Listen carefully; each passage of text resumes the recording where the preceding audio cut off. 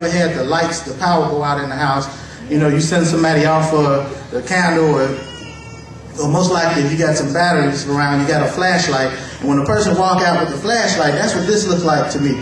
When they get closer to you, the first thing you start seeing is like the top of their head, but you just see the light, but they see everything. The light is on, illuminating everything that's in front of them. And that's what this reminds me of. And I see where Imam Muhammad, when I first saw the picture, I said, Imam Muhammad picture over here in the dark area. What's going on? I said, it looked like he got the flashlight. And he's illuminating this convention this year. And these people here are in the light. They're in the focus. So they're reflecting the light that came from that pure innocence of Imam Deen Mohammed. So the focus is here on our leadership and on our community. And then I see the sisters down at the bottom. See, we should read the world with the mind and the eyes of the world. We should read with the light of the Holy Quran and with the light that Allah has blessed in your soul. So I see the sisters down at the bottom. I said they're the foundation of the light. They're where all of this knowledge and this growth and this wealth that we have in our community that we value so much, they're the foundation there. So the women are there at the bottom of there. So we should look at things and study it and look for the value to us. And your soul will be so much more happy and so much more pleased when you question and examine everything. So this convention, like I said last year, I'm saving up my money. I'm trying to save up as much money as I can because I think this convention is going to have such a huge wealth of benefit to us. And second, well, actually it's our first major event for the Mosque Cares is the Ramadan session, which is being held in New Jersey. And I hear that's all fully booked. That's we actually had to open up the room to get more, you know, more people in there, and it's already showing huge success. But 2 weeks behind that, this is what we need the entire community to reach out and invite friends, and so we can show this what Imam Muhammad. We can show this light, so we can make this image that's reaching some people's subconscious and like just reach me consciously. I can describe to it, and I can keep looking at it, and I can probably talk about it all day, and show people the light that Al-Islam and the benefit of being a Muslim and being a believer has on the community and the African American community, and what we want for the future of our community. Allah has blessed us with leadership here in the local area through Imam Elam and some of the other imams here that are holding Jummah over at 929 and every Friday, and we also have meetings there. So I don't know how many people attend, but we also have these phone calls. There was a time when if you wanted to meet, if you wanted to hold a meeting, you couldn't have a conference call like we have now. So we should be taking advantage of these technologies and things that we have, because all of it is from Allah and all of it is good. And we're also it's a time of caution too.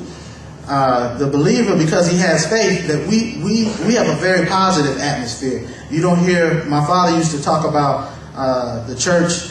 You go to a lot of African American churches and they have that fire and brimstone. That's a tool of Satan to keep people under fear. That we shouldn't, as believers, we shouldn't follow the ways of the world, and in times when it may appear to be dark or at its darkest point, or appear that things aren't going our way or benefit, that it's the believer and the Muslim's job to show the world no, that's not the case at all. That you're missing the picture, that Satan has changed reality for you, and you're seeing it totally in the wrong light.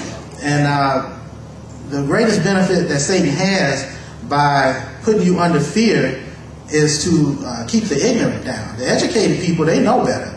You know, they and a lot of them are going to be punished along with the wicked, because they know better, but they seek to benefit some gain by hiding the reality, the truth, or the light of Allah from the masses, and not allowing them to grow into the point where they can have the mindset and be liberated.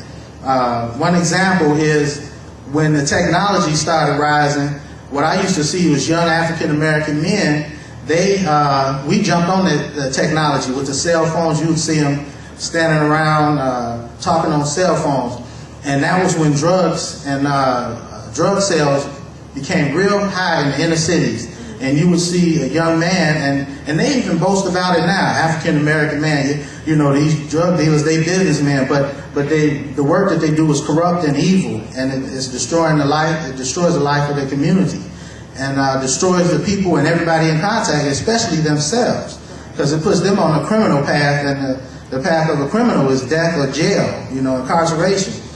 And Satan saw that. Satan saw with the technology, and that the people that are hungriest are the young and the poor and the people that have been left out. So they're going to jump on this, and they're going to use it to benefit themselves in some way. So what he does is he puts it on a negative course. And just think if we didn't have our communities flooded with drugs, and they didn't get a green light from the police department, and everybody turned a blind eye to the guys selling drugs on the street. Most African Americans didn't get high-paying jobs. The ones that was making money were hustling.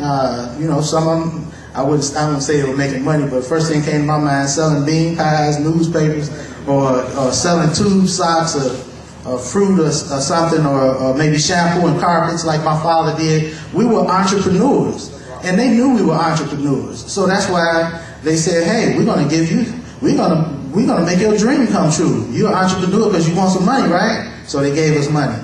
And sent something that was positive, that had the potential to be extremely positive and to liberate a whole people. Because the more exposure you get to an activity, the more you grow. So this is what we hope to come out of our community and to come out of our convention this year, is to become educated and to see and to hear the teachings, and to appreciate the teachings that Imam Deen Mohammed left with us, because there's no other way I could describe it other than that he was truly a man that was blessed and taught and guided by Almighty God Allah. And for no other purpose because look, we know the power of Imam Muhammad's message and his ability and how it touched people, us, in and outside of our community. But who's following him? It's us that are following him. And why are we following him? Because he was one of us, not just one of us out for himself, that he loved us. That's why when the brother was giving me compliments and saying this, I said, I'm wise enough to accept it, because I know as much as he's showing appreciation and love, because Allah said, how do you benefit yourself? How do you know what you're doing, your deeds are right, are good? It's the measure of how it benefits your fellow man. Because Allah don't need our prayers, He don't need our blessings. Allah doesn't gain from the good we do. We gain from the good we do. So we have to show appreciation. And if it's in your heart, you have to have the courage like Imam Elam. Most of these imams out here don't have the courage to speak like that. They too busy worrying about what so-and-so is going to say about what I just said that came out of your mouth. But if it's pure and sincere, it has the highest support. It has support of Allah subhanahu wa ta'ala and His whole creation, which is the expanse of the universe, you know. So praise be to Allah. We're looking forward to seeing the majority of the believers that can afford to come out and participate and to be active and be alive and to try and fulfill the need that's missing in our soul, and that's to stand up as the true people that we are, that we know we are, the new people, the new Muslim African Americans, you know, and this new people that Imam Muhammad spoke about, and support all that is good, because this work, like the Imam was saying earlier, that it has already been decreed by Allah, and that we are just here as witnesses, and that my prayer has always been that. I never prayed, I said, oh Allah, bless me next week to get closer to Imam, or bless him to see this light I got in me, and I wanted him to see that I'm a good son, and free his time up so that he can spend more time with me. No.